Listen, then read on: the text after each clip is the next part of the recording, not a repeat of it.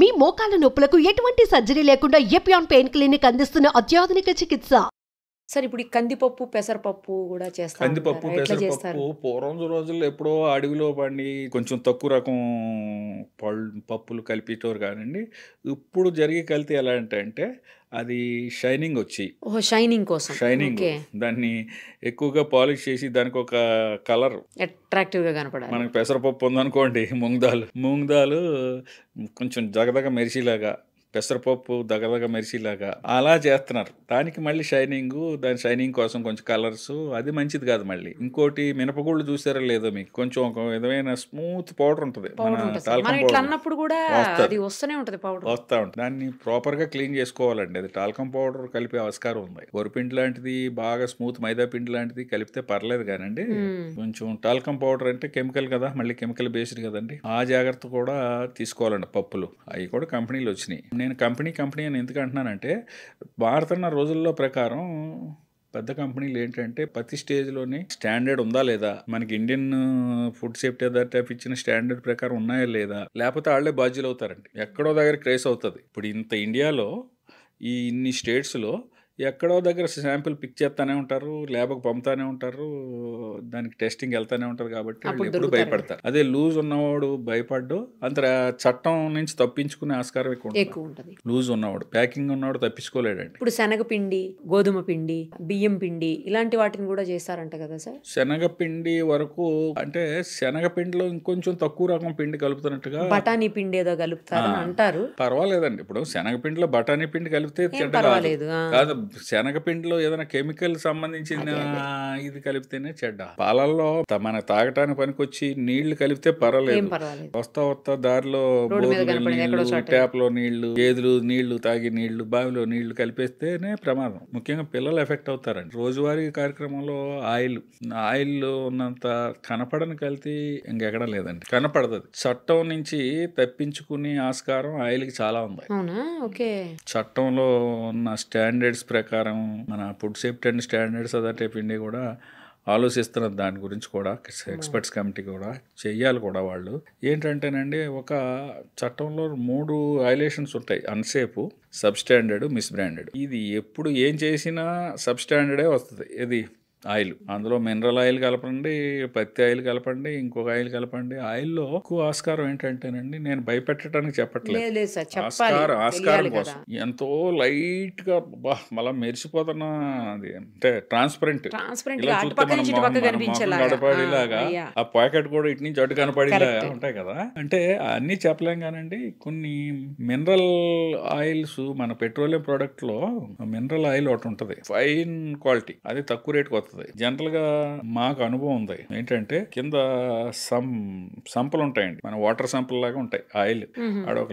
ఒక oil sunflower load తెచ్చుకుంటాడు, అందులో 10 లోడ్లు కెపాసిటీ ఉందనుకోండి, 2 లోడ్లు ఇది, 2 లోడ్లు ఏమో మినరల్ ఆయిల్, 2 లోడ్లు ఇంకో తక్కువ పత్తి ఆయిల్, ఇంకో 2 లోడ్లు ఇంకో కనపడని ఆయిల్, అలా మిక్స్ చేసి వాళ్ళు ప్యాక్ చేస్తారు. ప్యాకెట్కి ఒక 5 రూపాయలు 10 రూపాయలు మిగిలిన చాలా మొత్తం లార్జ్ స్కేల్ మీద ఎక్కువ మిగులుతుంది కదా. చేత అందులో కూడా మనం రెగ్యులర్ గా ప్రతి ప్రోడక్ట్ మాట్లాడుకున్నట్టు మంచి కంపెనీల ఆయిల్స్ ఉన్నాయి. దానికి మీకు అబ్జర్వ్ చేశారో లేదో, 1 లీటర్కి 10 రూపాయల కంటే ఎక్కువ డిఫరెన్స్ ఉండదు. అవును, కాబట్టి ఎఫర్ట్ చేసి వాళ్ళు అది చేసుకోవటం మంచిది. లేదా ఇంకా ఏదైనా ఉంటే కాదు సార్, ఈ మధ్యలో వింటున్నాము గానుగ నూనెలు అందులో కల్తీ ఉండలేదండి. అంటే మన ఎదురుగుండా రుబ్బుతారు కాబట్టి ఆడు ఒక ఏరియాలో చాలా కాస్ట్ ఎక్కువ ఉంటది, కానీ అది బెటర్ ఏమో సార్. కానీ అందరూ ఎఫర్ట్ చేయలేరండి. అది కూడా కొంచెం ఇందాక మనం అనుకున్నట్లు, అంటే ఎఫర్ట్ చేయగలిగిన వాళ్ళు దానికే వెళ్తున్నారు. అది 500-600 ఉంటున్నాయి ఆయిల్స్. సామాన్యుడు ఎఫర్ట్ చేయలేరు.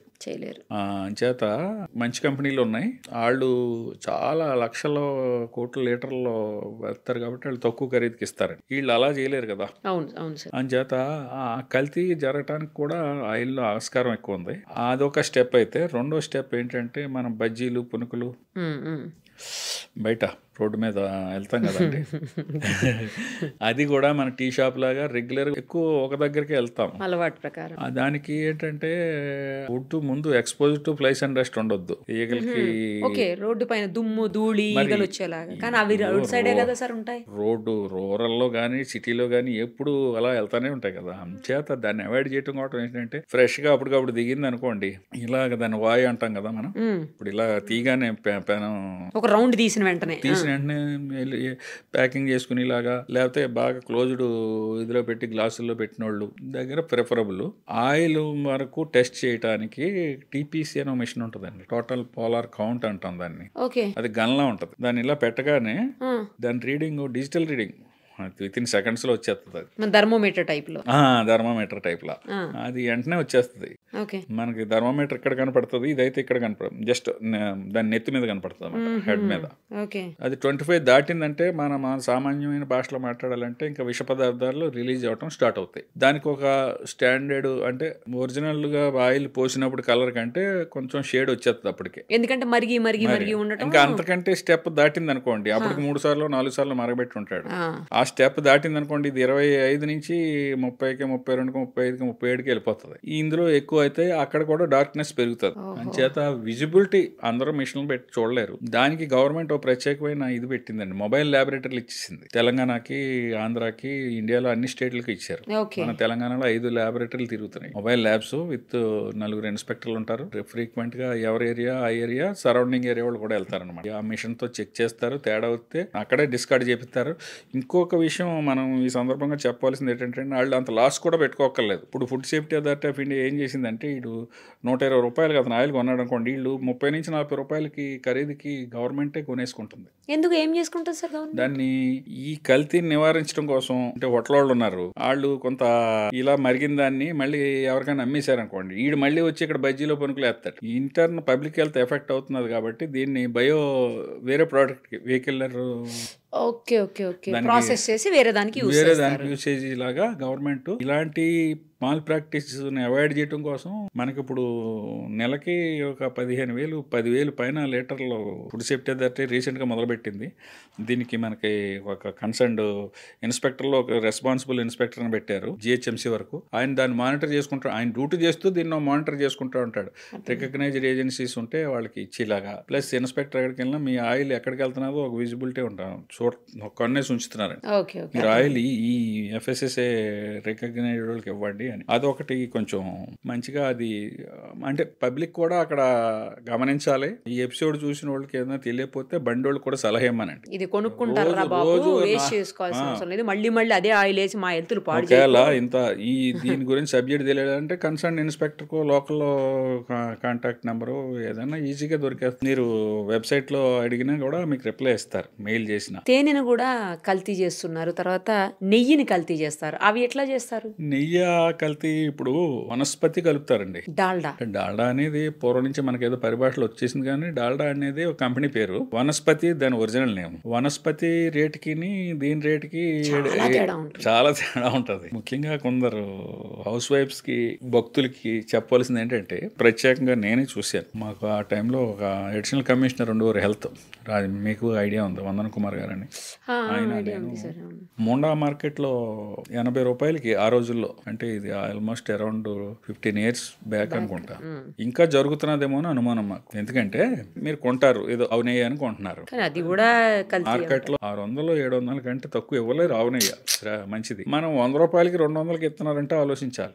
ఆ రోజులో 80 రూపాయలకి వస్తున్నదంటే మేము ఆలోచించాం. సార్ వెహికల్ అది పెట్టేసి మీడియాని ఎక్కడో పెట్టుకుని అసలు దీని మీద చర్చ చేద్దామని వెళ్తే, మనం ఇలాగ 4 కిలోలు ఆర్డర్ ఇవ్వగానే ఆడు ఫోన్ చేసాడు, ఒక కుర్రోడు వచ్చాడు, మనం 320 రూపాయలు ఇట్టి ఇచ్చేసాం. ఆడు ఎక్కడికి వెళ్తున్నాడు అని పట్టుకుంటే ఒక దగ్గరికి వెళ్తున్నాడు. ఏంట్రా బాబు అంటే డెలిబరేట్గా చెప్పాడు అండి. అని ఇప్పుడు ఏంటంటే అది అసలు ఆవు నెయ్యి అనేది 1 గ్రాము కూడా లేదు అందులో, ప్యూర్ గా వనస్పతి అమ్మినా పర్వాలేదు. వనస్పతి కూడా దానికి స్టాండర్డ్స్ ఉన్నాయి, అది కూడా ఆరోగ్యానికి మంచిదిగా చెడ్డేం కాదు. కాకపోతే ఆవు నెయ్యి వేరు, వనస్పతి వేరు.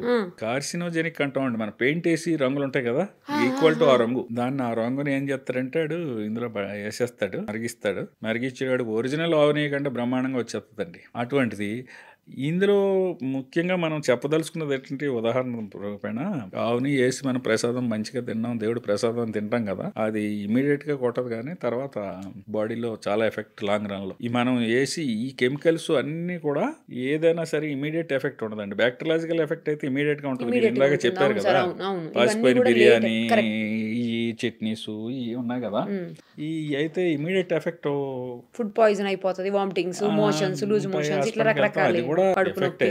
కానీ ఇది లాంగ్ రన్ ఎఫెక్ట్. ఇదేంటంటే ఇమీడియట్ గా కొట్టదు, తర్వాత ఎప్పుడో నెమ్మదిగా లోపల కెమికల్ చర్యలు ప్రారంభించుకుని